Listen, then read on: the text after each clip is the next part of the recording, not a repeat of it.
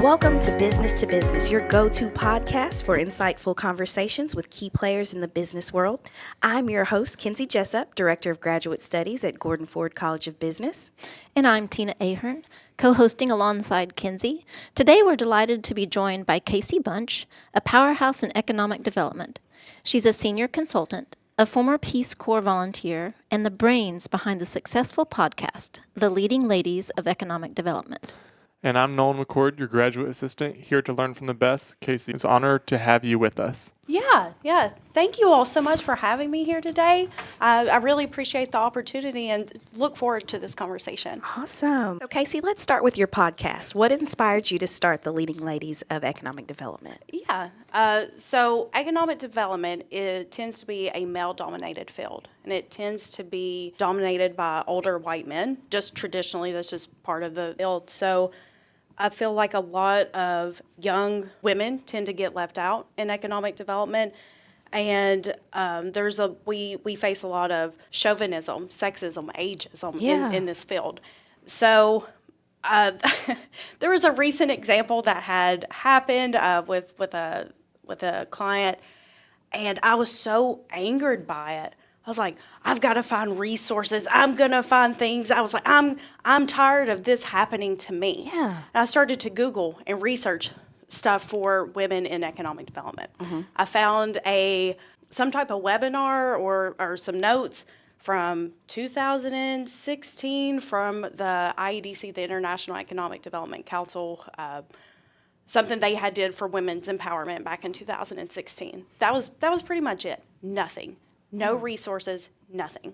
And I was like, nope, this is a problem, and I'm going to fix this. So I was like, what can I do to have a lot of information and get that out to a big crowd? It's like podcasting. Everybody loves a podcast. Everybody loves to hear about information and resources and things like that. I was like, okay, great.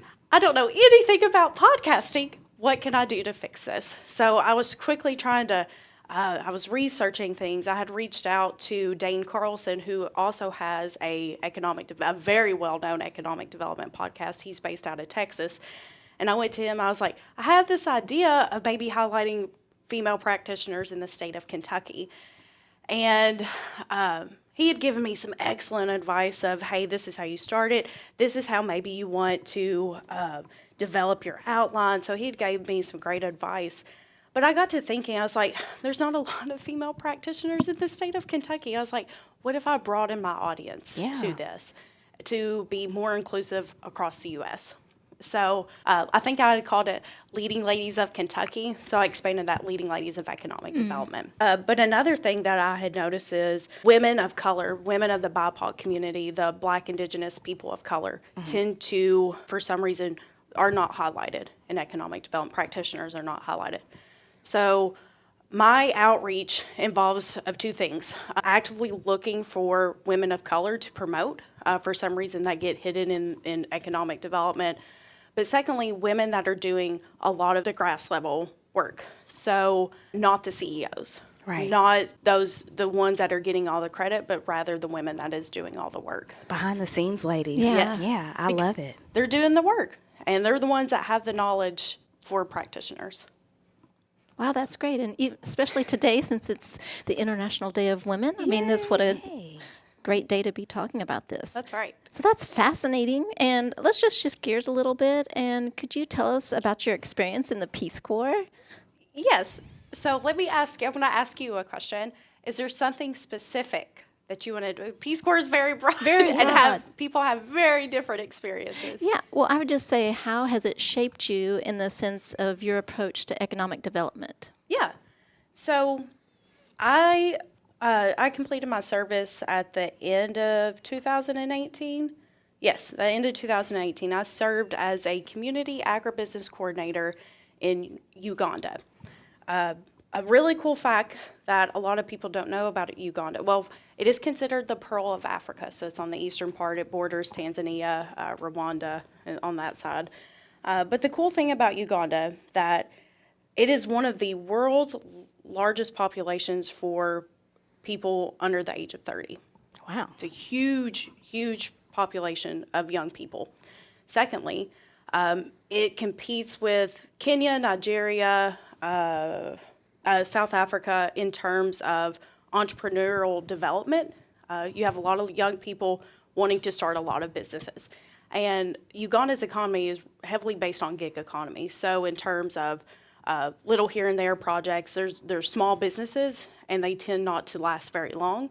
But it's a huge part of their economy, of course, with tourism. So I say all that to say is that my role as a community agribusiness coordinator, I was working with a lot of female farmers groups and female farmer co-ops. I will tell you about one of my favorite projects, which is the avocado oil project. This was a female group who wanted to actively develop their own avocado oil production company. Mm-hmm. And to the point, when I went and kind of watched how their process, because I'm from Horse Cave, Kentucky, Hart County, I know nothing about avocado oil production. Mm-hmm. So they introduced me and watched how it was made, and they were just squeezing the avocados, putting it on pans, heating it up. It would get to a point where it was mushy. They would take it and put it on a, what's the plastic sheet? Like saran wrap? No, where you would usually like cover something with. I can't think of the term right now, but they would put that on the ground, put their avocados, and let it ripen in the sun a few days. Okay. It's like Visqueen. Yeah. So then they would go back and heat it, and then it would be able to mash it into an oil. And it was just amazing to watch this whole process, and it would take days to do. Wow. So they were so interested in learning how to actually scale it up to manufacture this type of product. So it was a very cool experience to see that. But a lot in Peace Corps, it is mostly grassroots level development in terms of maybe in developing individual capacities or organizational capacities.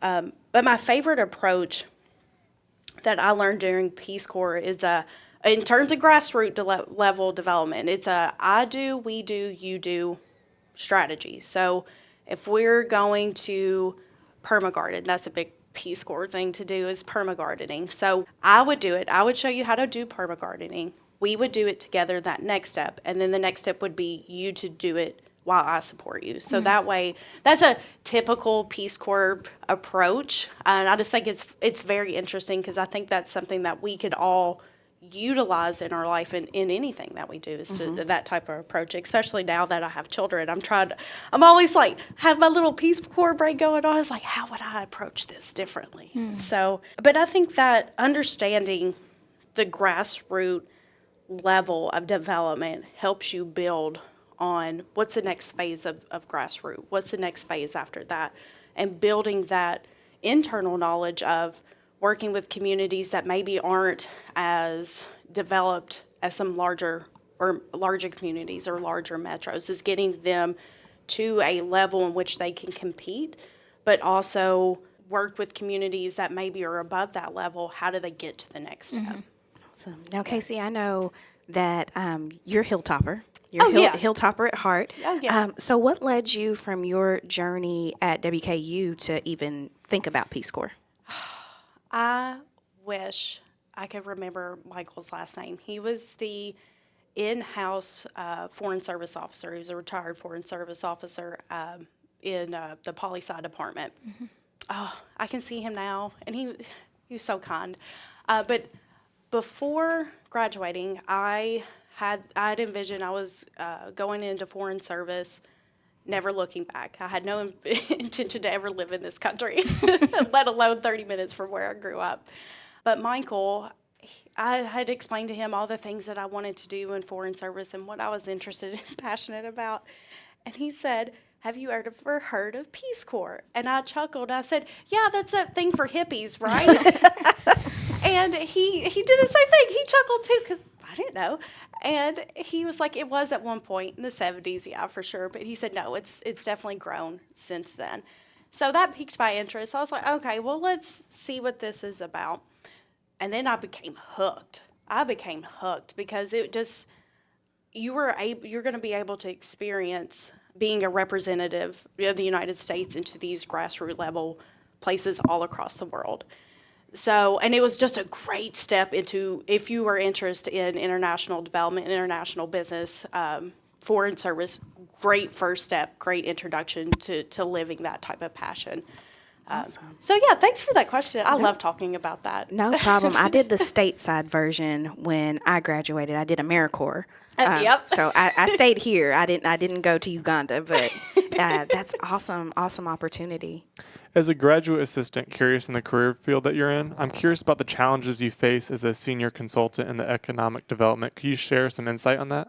Yeah, absolutely. So a lot of times that I work with communities is just the complexities of challenges that they face. So a couple is sometimes a lot of regions, unfortunately, see each other as competitors rather than collaborators. In economic development, it's imperative that you work as a region, that you are solidified in what you are wanting to set out. Not saying that you can't have some internal healthy competition, but that's imperative. So we, unfortunately, have worked with communities or some regions that the communities hate each other and like they can't work together. This government doesn't trust this government, but only will trust this government if this one will collaborate with that kind, and it's a mess, right? So a lot of times I'm having to navigate those relationships to help develop a strategic plan for this region. Another one is the lack of BIPOC, Black, Indigenous, people of color population or representation within the decision-making process. That's a huge miss. A lot of communities, and especially rural communities, miss. When you don't have that type of representation in the decision-making process in terms of economic development, you've missed it. You've completely missed it, and you will not succeed unless you are bringing the people, those right people, at that table to have that conversation. So another problem that I face is I work with a lot of communities that we want to attract the next Tesla. We want to attract the next Amazon. Great. Do you have the infrastructure? Do you have the workforce? Do you have these basic things that these industries are looking for? No. Okay, then let's start there. So a lot of times I'm having to balance between achievability but a future growth mindset, right? Yeah, of course, you can attract the next Texas. I believe any community, if you want that, it's achievable. It's not going to be achievable tomorrow. It's not going to be achievable 3 years from now, but it's doable. But you got to stay along for that ride. You got to make sure that the assets that you have in your community match up to the industries that you all want to attract and the jobs that you want to have in your community. Well, your journey certainly has been fascinating. We had the privilege to work together with the amazing Bowling Green Chamber of Commerce, and you were in economic development there. So it's a privilege to see how much you've grown since, our wee early days. Yeah, wee early days. Yeah. So now considering the current economic climate, what trends do you see emerging in economic development? Yeah. So two main ones. The first one is transportation, mobility, and EV innovation, electric vehicle and innovation. That's a big topic. It has been for the past couple of years, especially since the 2022 CHIPS Act. That was a $280 billion investment from the federal government to boost domestic research and manufacturing on semiconductors in the U.S. You've seen a lot of automakers commit to EV investment. So two big ones here in the state of Kentucky, the Blue Oval SK project based out of Glendale, Hardin County. That project is the largest project that the state of Kentucky has ever seen in terms of investment in jobs. So that investment alone, that's a $5.8 billion investment with 5,000 jobs in Glendale for a battery part. So the second one here is in Bowling Green, the Envision AESC project. That's a $2 billion investment with 2,000 jobs. And that's just two examples based here in the state of Kentucky, Michigan, Tennessee, Ohio. They're seeing these same trends as well, is that there's a huge investment in EV mobility and innovation. But there's a battle between this evolving technology of EV, and then there's just the market for EV, right? In the state of California, I think their goal is either 2030 or 2035 that you can only purchase EV vehicles in the state Heard of about California. that, yeah. Yes. So that's the state trying to push this, but there's been some pushback in just general market of EV right now for your customer base. But there's also some clash between some environmental policies and things like that. So EV tech, it's not going anywhere, but there's definitely a future here for it, and it's not going anywhere. It's just only going to continue to expand. But the second one is childcare challenges. That's a good one. That's a good one, isn't it? Just talking about that this We morning. were. Because you face it, right? Yeah. It's an issue. Yeah.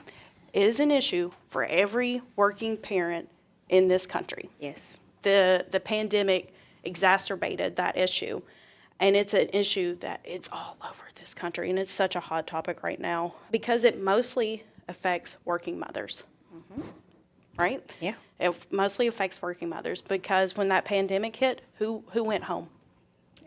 Moms. We were Moms working. went home. I was working from home at that time. And I mean, just even today as an example, my daughter's sick. I'm calling saying, hey, Yep. I've got to make these pieces move to make sure that she gets the care that she needs, but also mama's got to work. So trying to balance those pieces when daycare's not in today, we're in a 2-day program. That's right. So what do I do? What do I do? What do I do? And do I do? moms everywhere are facing that problem. Mm-hmm. And nobody seems to have the answers. That's the problem. That's the problem. That's the problem. And So this is an age-old problem. I'm actually reading a book right now called The Rise of the Rocket Girls. Oh, And these okay. were women that were working in the space industry it's gone from the 40s, 50s, and 60s. Like I'm right now up to when Apollo's getting ready to launch. And when you were pregnant, the same thing when my mom as a teacher, when she was pregnant with me in 1963, you had to quit your job. There was no maternity leave. There was no daycare unless you had like a spouse that was willing to work with you and maybe swing shift. Yeah. Take the child to daycare, and then you ended up working early shift and coming to pick them up. And so this is an age-old problem of women trying to be in the workplace, and so it just needs to be solved. Yeah. it needs to be solved. Yes, ma'am. Yes. So the U.S. Chamber of Commerce in 2022 suggested that 1 million women went missing from the labor force compared to pre-pandemic levels. So there's a lot of states, a lot of regional, local policy makers and employers are trying to do different things to recall women back to the labor force. So I'll give you an example. The state of Michigan during this time recognized this, and the Governor Whitmer, I'm going to make a shameless plug, that the CEO of the Michigan Women's Commission had talked about childcare challenges and the Michigan Tri-Share program. This is the first state that has ever attempted this. Michigan Tri-Share program is a 3-way partnership between your employee, your employer, and the state. So that is a 3-way split between the total cost of childcare. Oh, I like that. Yes. So they have, and I wish I had the numbers for it, but they have seen the majority of their women come back to the workforce solely because of that initiative. The governor has expanded that initiative. I think it was supposed to end the end of 2023. They've completely expanded it, revamped it, and it's exploding. The state of, and there's some other states that are doing the same thing. The state of Kentucky has a Tri-Share program as well. To be honest, I don't think they've done a good enough job in getting that information out there to working mothers and to working parents. And from my understanding, it's a bit of a hassle for working parents to even get involved in that process. So unfortunately, that's something I hope the state continues to change and to work on, is to make sure that employers, working parents, child care centers are aware of those things to make sure that our workforce is taken care of. Let's make it accessible and make it easy. Yes. Make it really Accessible, reliable, and affordable. Those are like the it. 3 things that states are working on right now. easy. Very Daycare is good. an arm and a leg. It really Literally. is. It really is. Literally. And so that's why a lot of working parents have decided not to go back to just to recoup that the cost of childcare. I And did the it's- same thing as a teacher. Of course, in Oklahoma, my salary was low because we're one of the lower paid states. But after having the second child, it's like either this money's going to go out towards a babysitter. Yep. And it wasn't near as expensive back then. Or, I'm going to go back to work and make a fraction of what my salary was because it was going to be paid. So Right. we decided for me to stay home. And then my husband took a different job out of education to be able to support our family on one income. So, Oh, same. My husband took a great job, but horrible hours to provide for us so that I could stay home after the pandemic. I stayed home for a while and decided to further my education, not knowing, what the job market was going to look like after COVID, or if I was going to be able to, it's sad to say, afford to go back to work because am I going to pay my mortgage? And I don't want to just put my babies anywhere. I think that's the thing that people forget is Quality. quality of daycare. Not every daycare is built the same. That's right. And I'm not going to go to a lesser cost daycare and sacrifice the safety of my child Yep. just to be able to go to work. Yep. So, yeah, we've got a problem here, but I'm glad that we've got women like you who are You're so sweet. fighting for the cause. Yeah, and I'm going to make another shameless plug. The consulting firm that I work with, TPMA, we are leading in childcare impact studies. So what we're doing is working with these regional entities, local entities, to determining, do we actually have a childcare problem? How can we solve it? And it's unfortunate, some of the communities that we've seen is they don't have enough seats in terms of if the continued path that they're going down, they wouldn't have enough seats for 10 years, for 15 years to accommodate their current workforce. So it's these huge gaps. So what we've been able to do is take those analysis and say, here's the problem, here's some best practices from all over the country that you can implement. And so a lot of employers are trying to accommodate the flexibility in schedules, the opportunity in providing vouchers or subsidizing the cost of childcare for their employees, specifically for working mothers. Some employers have got very smart in that and trying to align those with their working mothers. We've seen childcare facilities, daycare childcare facilities, to start offering overnight services. So to catch their Second, third shifts. third shifts in hospitality, manufacturing, healthcare, to catch those parents, because those parents are also suffering. Yeah. They can't find anybody to watch their children at night. Right. You got two parents working at a hospital, second, third shift, or you've got those situations. They're relying on parents, grandparents, Aunts, uncles. family, friends. Yeah. And it's just not sustainable to do it that way, right? Definitely. So I didn't mean to take us No, down that no, path no, for no. that long, but It's important. It's extremely important. Yeah. And I think we sometimes forget that childcare and economic development, all of this plays hand in hand when you're building a community. Absolutely. So I think that, this has been perfect. yeah, and so, speaking of kids, on a personal note, Kaycee, how do you balance your professional life with personal passions or interests? So I'm very fortunate. I work for an employer that puts their employees first.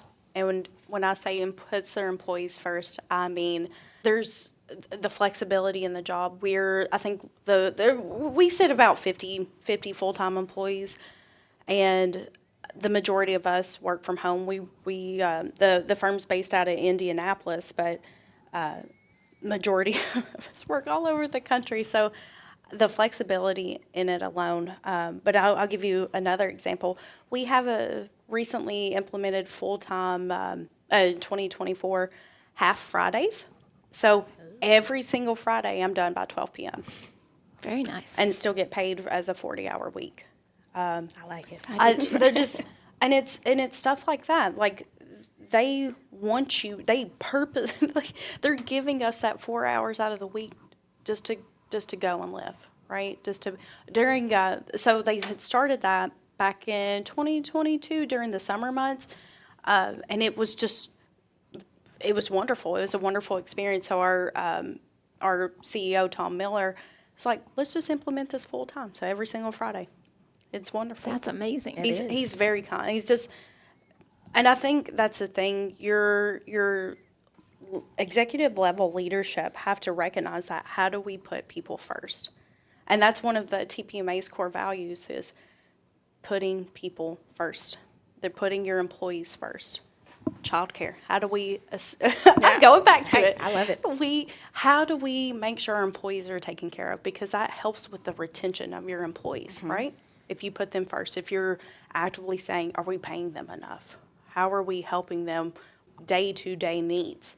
Putting the employees first. So I say all that to say is this, I'm so thankful to work for an employer that puts my needs first. And this is something that I struggle with is clocking out when you clock out. Putting that down, right? I have an issue keeping my phone there, and I get an email. Oh, what's that email saying? Let me just respond. Let me just respond.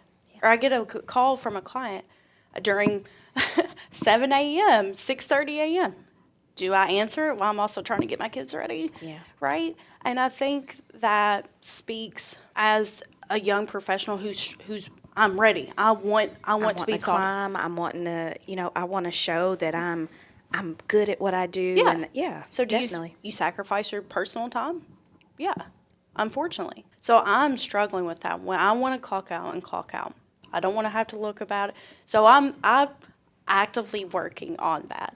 That would be the advice I'd give is clock out when you clock out. Yeah, I worked at home amazingly in the 2000s, and I homeschooled my kids at the same time. So wow. Pretty much they were schooling themselves. I was the resource person, but I had a hard time, getting my butt out of my work chair when it was time for me to be mom or be wife. Yeah. And so it was just that, like you say, you're working on it, and it does take work. It's not something that comes without trying, because if you're a conscientious employee and you're wanting to do a good job for your employer, of course, I was very grateful to have the ability to work from home and still be there with my children.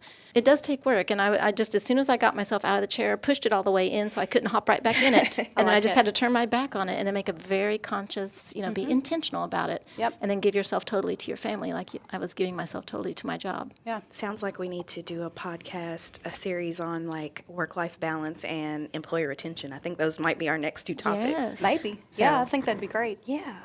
So, going on advice for students and young professionals who are eager to make their mark in the economic field, what would you tell them?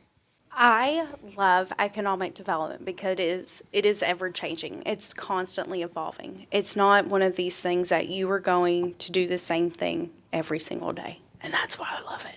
But to be in this field, you have to have that mindset of a lifelong learner is, what can I learn something new today? What is this particular industry doing to change their products or their service line, or how they're doing to help this particular sector of this business? So it's this constant mindset of, how do I learn from this? How do I learn from this?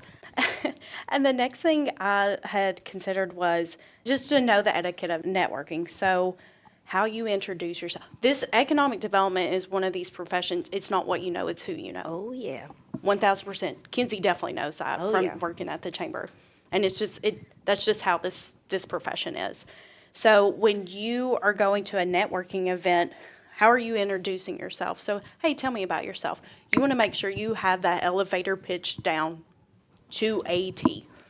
Yes. Yeah, I've got an elevator pitch right here that I'm going to be working on in a little bit. So, yeah, definitely. Yeah, knowing how to introduce yourself, active listening, that goes a long way, because if you're saying, oh, I work for this business and do this particular project, or I have these are my children, having those types of tidbits of information will take you a long way.